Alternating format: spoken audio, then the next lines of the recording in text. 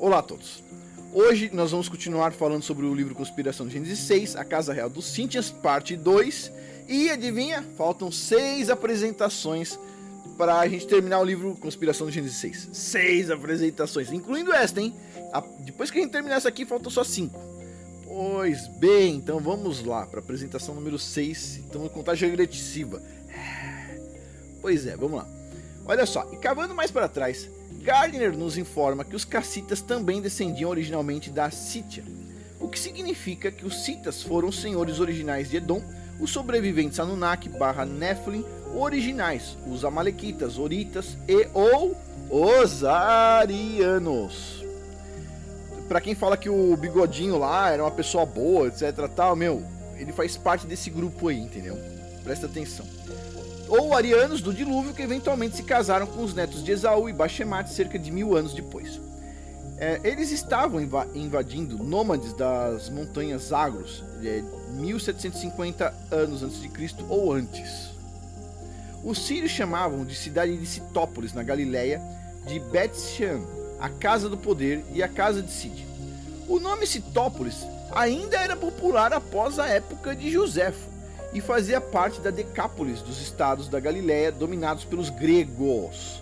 Gregos. Tem um monte de pastor que fala assim, vamos fazer uma análise grega. Vamos fazer uma análise grega do Novo Testamento. Vamos fazer uma análise grega do Antigo Testamento. Vamos fazer uma análise grega de qualquer coisa. Eles sempre falam dos gregos, porque eles são treinados pelos gregos. Os gregos falavam, não celebre o Shabat, coma carne de porco, etc. Tal. E esses pastores falam o quê? Não celebre o Shabat, coma carne de porco, etc. Tal. Eles são da vertente grega. Todo mundo vem aqui e fala assim, Afonso, o que você fala não bate com o que os pastores falam. Primeiro que é o seguinte, o que eu falo coincide com o que o pastor Dal fala, coincide muito com o que o pessoal do IUIC falam, que são pastores, só que eles são vertentes israelitas. Tem um livro, eu vou pegar um livro uma hora pra gente ler juntos aqui, talvez quando terminar esse livro aqui, que fala sobre a visão israelita da Bíblia, ok? Um livro de um grande estudioso que estudou o Novo Testamento em aramaico. Ah, Afonso, não existe em aramaico, só existe em grego. Ah, é? Foi o que o seu pastor grego te disse. Que bom, também me contaram isso muito tempo atrás. Só que, se você for um pouquinho a fundo, o pastor Dal tem o Novo Testamento em aramaico. Foi encontrado em 1920 o Novo Testamento em aramaico. E não bate muito algumas cartas de Paulo quando a gente vai ver em aramaico, certo? Porque Paulo, não sei se vocês sabem, ele não existia ainda a igreja católica na época de Paulo, certo? Ele é anterior. E o que acontece? Ele escrevia para que igrejas? Quem tinha construído as igrejas? Ele não escrevia para igreja, ele escrevia para sinagoga, as pessoas se reuniam na sinagoga. Depois, mais para frente, houve aí sim, uma conspiração bem registrada, que na verdade foi o seguinte, foi um acordo entre a igreja então cristã, vamos dizer assim, e os rabinos, aonde os rabinos não aceitariam quem acredita no Messias dentro da sinagoga, e a igreja cristã daquela época não aceitaria ninguém que segue a lei dentro da igreja. E aí o que acontece? Os caras que eram mais pagão e não aceitavam a lei foram para a igreja, os caras que seguiam a Torá pensavam assim, vou ter que ficar na sinagoga, etc. Tal. E no final das contas ficam os caras meio perdidos lá no meio do, né, que sempre tenta se encontrar. E as pessoas vivem falando o seguinte, ou você vai numa ou você vai na outra. Nem sabem quem falou isso a primeira vez, quem combinou isso a primeira vez, nem sabe a história, para começar a conversa. Mas existe o quê? Uma visão israelita. E, inclusive, como eu disse aqui, já tem os textos do Novo Testamento em aramaico desde 1920, que o pessoal descobriu mais antigo do que os gregos. E o apóstolo Paulo escrevia em aramaico, mandava para sinagogas e na Grécia, no que era dominado pela Grécia, vamos dizer assim, o pessoal traduzia para o grego. E é o que a gente tem aí em algumas cartas até hoje na Bíblia e tudo mais. Mas tem divergências por causa das palavras, ok? Dito isso, então assim, vamos lá. Muitas pessoas aqui estão aprendendo com o pastor grego. Você sabe o que você está aprendendo? Faz o seguinte, ó. Vai lá, pega o livro de 1 Macabeus e 2 Macabeus. Lê só esses 2 livros e depois aqui me fala o quanto os gregos são bonzinhos. Explica para mim por que até hoje as igrejas vão lá e trazem para ensinar para os jovens os filósofos gregos, a filosofia grega, todas essas coisas da Grécia. A Grécia é um lugar maravilhoso, etc. Tal, as mitologias gregas, tudo isso aí. Explica pra gente. Vai lá, lê primeiro, 1 Macabeus, 2 Macabeus. Tem um vídeo lá no canal Patriarcas no Comando, onde eu falo um pouco sobre isso, tá bom? Um pouco, porque o livro de Macabeus é grande. Ah, Afonso, mas o livro de Macabeus, ele não tá mais na Bíblia. É porque adivinha quem tirou? Para começar a conversa, nem o Martim Lutero tirou o livro de Macabeus da Bíblia. Ponto. Ele tá na Bíblia católica, ok? Ele tá na King James 1611, na versão original. 1611 original. Na versão original tem uma parte onde o Martim Lutero falou assim, tem alguns livros lá que ele não gostou. Então ele foi lá e separou, colocou uma página, escreveu assim, apócrifa. Porque ele não tinha encontrado até a época os manuscritos em hebraico daqueles textos. Então ele foi lá e colocou assim, apócrifa, ele falou, deve ter sido escrito depois. Mas ele não tirou da Bíblia, só está classificado como apócrifa, mas ele não tirou da Bíblia. Martim Lutero não tirou esses livros da Bíblia, ele separou, mas ficou lá na King James 1611, ponto. Ou seja, válido, totalmente válido. E depois, mais pra frente, a maior parte desses manuscritos que o Martim Lutero falou, não encontrei, já foi encontrado. Por exemplo, o livro de Eclesiásticos, que foi removido por Martim Lutero, lá, reclassificado, vamos dizer assim, o pessoal já encontrou os manuscritos em hebraico já em 2 sinagogas, ou seja, válido, totalmente válido, ok? Pois bem, dito tudo isso, vamos agora continuar aqui. Então, olha só, novamente, isso reflete o poder, a influência e o respeito que os descendentes Néfilim sobreviventes da Sítia empregaram no povo da Terra da Aliança após o dilúvio, certo? Pois bem, é evidente para mim que os Citas eram de fato os Néfilim sobreviventes que migraram para a Terra da Aliança e se tornaram conhecidos na história das escrituras como Anaquitas, Refaim, Oreus, Amalequitas e assim por diante. É por isso que consta na Bíblia que quando Rebeca, né, viu lá o filho Esaú, Rebeca teve 2 filhos, né, Esaú e Jacó, certo? Jacó vai dar origem às 12 tribos de Israel. Esaú, ela viu lá casando com uma mulher que falou assim, ela ficou desesperada. Por quê? Porque eles já sabiam que aquilo ali não era o original deles, entendeu? Não era dali do povo deles.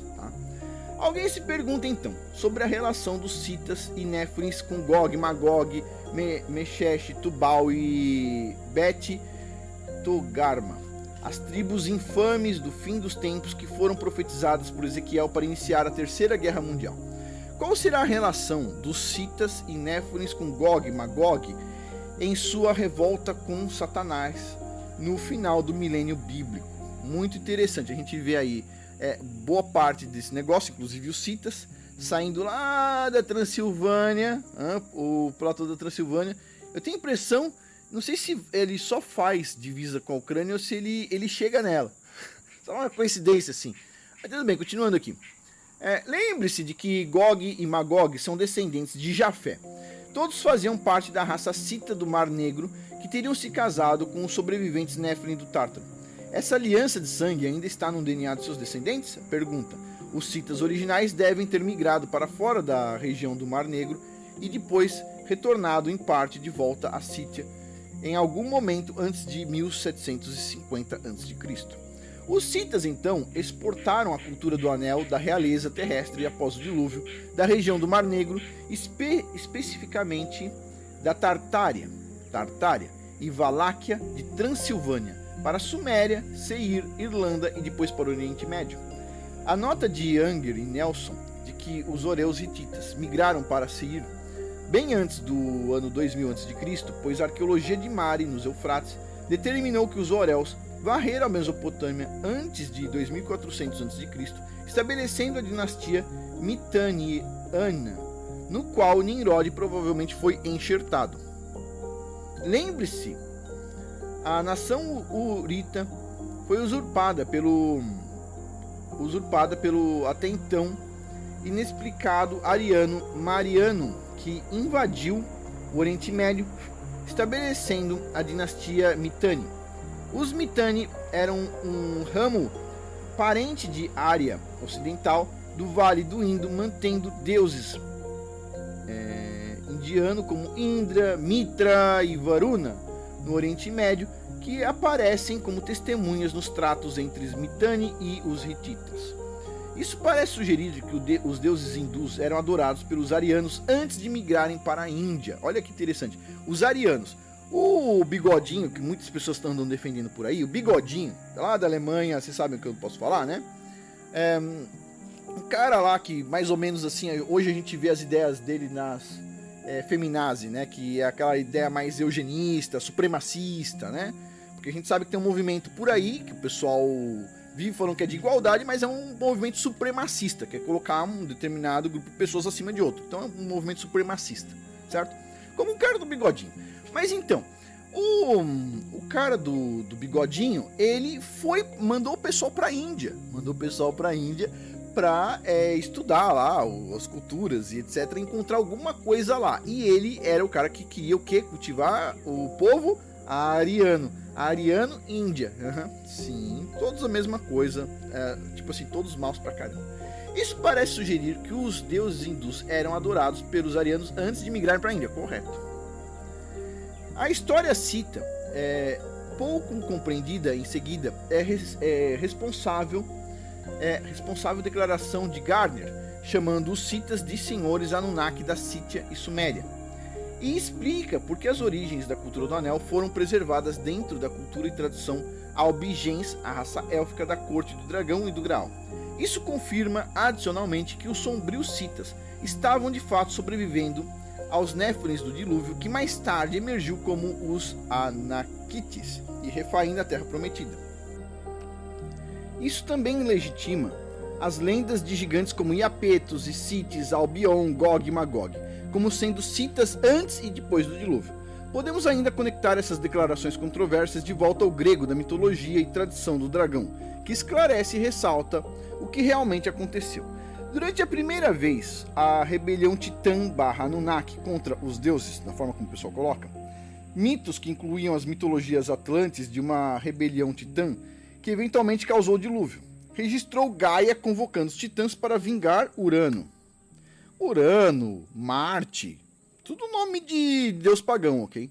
É óbvio, a ciência ela não pode se afastar do paganismo, ela não pode, porque ela nasce ali principalmente. Ela não está preocupada em produzir geladeira, ela não está preocupada em produzir ar-condicionado, ela não está preocupada em produzir itens que são úteis para o nosso dia a dia. Quem está preocupado em produzir itens úteis para o nosso dia a dia são as empresas. As empresas têm departamentos de pesquisa também, elas têm departamento de desenvolvimento e elas produzem o que a gente pensa que é ciência, ok? Vamos lá, de novo. O que você entende como ciência é produzido pelas empresas, tá bom?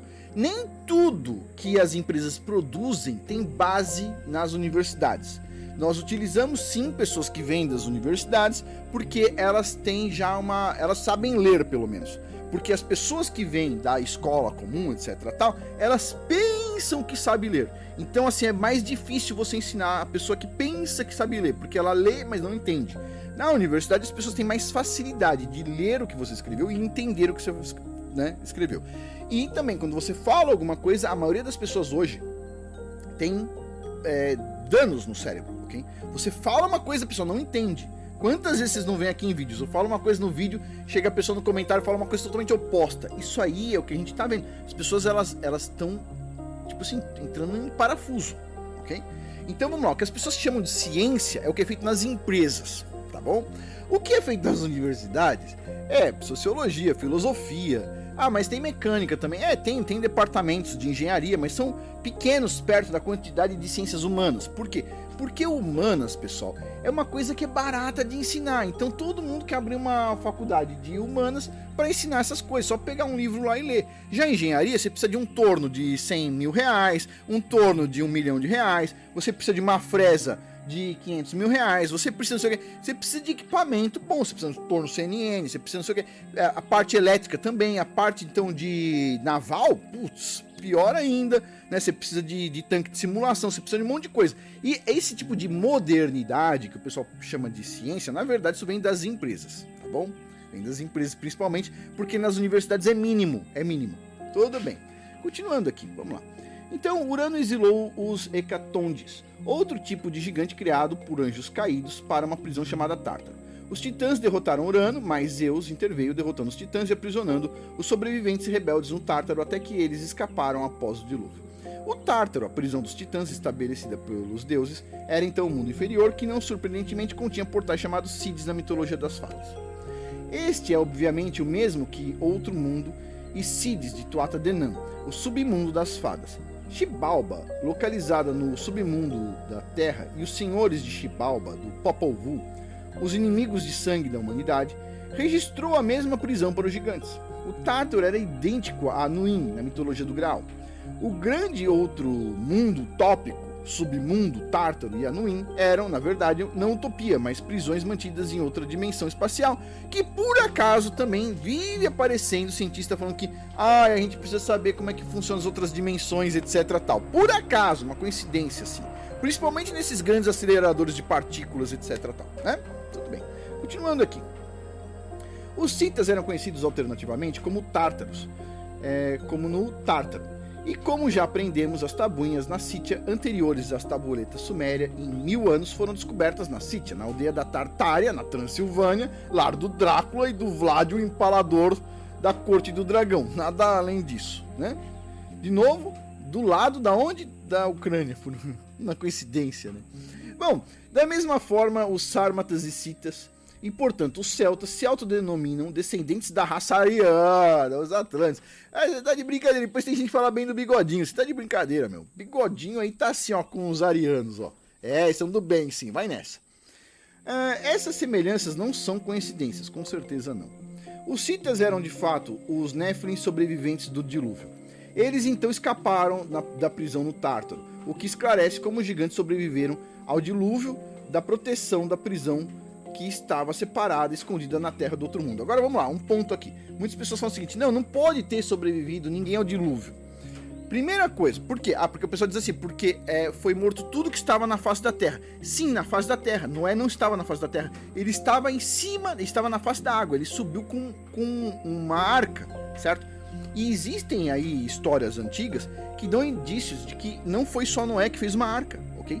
O Noé fez uma arca indicada pelo Criador para salvar os animais, a família dele, os seres humanos, especificamente, ok? Mas não, a gente não tem certeza. Não tenho certeza também, tá? Não tenho certeza. Mas a gente sabe que depois do dilúvio, o rei Davi estava lá encarando já um outro gigante menor, né? Que era o Golias. Portanto, dá a entender que tinha sim alguma coisa aí, alguma semente Nephilim depois. Então, como é que chegou depois do dilúvio? Então tem pessoas que falam assim, não, foi um dos filhos de Noé e tal. Negativo. Eu acho que ou aconteceu alguma coisa depois do dilúvio, de novo, ou sim essa ideia de que tinha uma outra arca, né? E a Bíblia é focada, lembre-se, em toda uma história bíblica. Ela não é focada na história dos Néfilins. A gente só sabe um pouco sobre os Néfilins lá em Conspiração do Gênesis 6, lá no Gênesis 6, quando começa toda aquela bagunça, né? Tudo bem, então continuando aqui. Deixa eu ver. Isso traz uma compreensão para uma passagem obscura de um evangelho perdido, pseudofilo, que afirma conter salmos de Davi. Eu não tenho certeza. É assim, eu acredito, pessoal, muito assim nos livros que são ditos como apócrifos, mas eles estavam dentro da Bíblia católica, esses aí eu acho que eles estão bons, ok? Estão muito bem, na verdade. O que acontece é que o Martinho Lutero removeu eles porque não tinha o original em hebraico, mas depois foi encontrado o original em hebraico. Então, tipo assim, continua válido, tá? O pessoal removeu da Bíblia porque não é muito conveniente para os pastores gregos falar o que aconteceu lá em 1 Macabeus e 2 Macabeus, né? Não é muito conveniente. Quero ver um pastor ler 1 Macabeus na igreja, falando o seguinte: olha, os gregos obrigavam a não observar o Shabat, obrigavam você a comer carne de porco. Vai lá, quero ver eles lerem isso. Eles não podem ler, pô. Então, melhor manter fora da Bíblia mesmo, tá bom? Deixa aí pro culto grego dos caras. Vamos lá, continuando aqui. E, aliás, para quem gosta do culto grego, usufruam das mulheres gregas, que são criadas nesses lugares gregos, ok? Com essa visão grega, etc. tal, tá bom? Usufrua, vai fazer um bom casamento com um marido grego e uma mulher grega. Boa sorte, tá? Formados na igrejinha grega. Vai lá, boa sorte. Esse negócio israelita é papo furado. Tudo bem, a gente vai pegar um livro numa hora só falando sobre isso. Vamos pegar o livro onde o cara faz a análise inteira do Novo Testamento em aramaico, O quê? Pronto, já tem um grego chorando. Você tá de brincadeira. 1920 já foi encontrado e a gente vai bater nessa tecla logo, certo? Não vai ser aqui, vai ser num canal menor, que vai ser o Patriarcas no Comando, certo? Mas a gente vai estudar sobre isso aí. Eu não quero misturar com as coisas daqui do Ciência de Verdade, porque eu fico lendo atualidades, etc, tal. Eu quero deixar o Patriarcas no Comando para uma coisa assim mais kadosh, ok?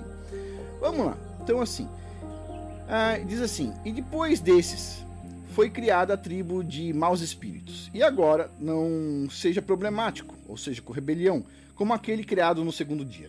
Mas, se não, lembre-se do Tártaro, por onde você anda. Os antigos israelitas também guardavam uma memória distante da prisão para os rebeldes Nephilim no Tártaro e também seus portais. Assim, então, os Néfilins presos do Tártaro tornaram-se os Citas reais pós-diluvianos, que eram os Amalequitas, Oreus, Anaquitas e Refaim, registrados no Antigo Testamento. Seus descendentes foram listados na tabela das nações como os reis Oreus, que governaram Seir antes de qualquer um dos israelitas. Eles também formaram as casas reais de Edom e da Assíria, que se casaram com as linhagens de Nimrod através de Sodoma e Gomorra. E como observado antes, elas eram de fato descritas com precisão por Gardner no Oriente Médio como a casa do poder Bet-Shan. A raça Nephilim sobrevivente de condenados gigantes mais tarde se desenvolveu na casa real dos Citas, os Tuatha Denan e as fadas, e que todo o conhecimento antigo foi protegido e sobrevive até hoje na literatura das fadas. Senhor do Anel, a Arturiana, Graal e cultura em geral, né?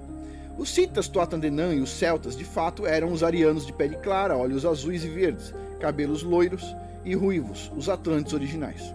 Indo-europeus foram a quinta raça ariana sobrevivente da época pré-diluviana, as raças Néfilins não contadas registradas nas escrituras. Okay. O Tártaro é o caminho mais provável para a segunda raça de Néfilin que sobreviveu ao dilúvio por meio de proteção da prisão do Tártaro localizada no outro mundo. No entanto, parte dessa raça Néfilin poderia ter sobrevivido em uma arca, assim como Noé, e que foi registrado na mitologia suméria e grega, essa arca, inclusive. Certamente Og e Sihon foram registrados biblicamente como tendo sobrevivido ao dilúvio de alguma forma, então é razoável deduzir que muitos outros gigantes também sobreviveram ao dilúvio. A primeira ordem originária dos Néfilin, os gnósticos setitas, foi arrastada para longe da terra e do dilúvio, sob a proteção dos anjos caídos e registrada pelos antigos gnósticos. Também é possível que um terceiro abraço, apaixonado por mulheres humanas, tenha ocorrido mais uma vez em Sodoma e Gomorra após o dilúvio, criando mais gigantes. Ou seja, pode também ter acontecido depois do dilúvio, Sodoma e Gomorra, lá o pessoal está originando gigantes de novo, né? Não aprendem. Seja qual for o caso, gigantes de fato sobreviveram ao dilúvio em números significativos e maiores do que a raça humana na visão do autor do livro, ok?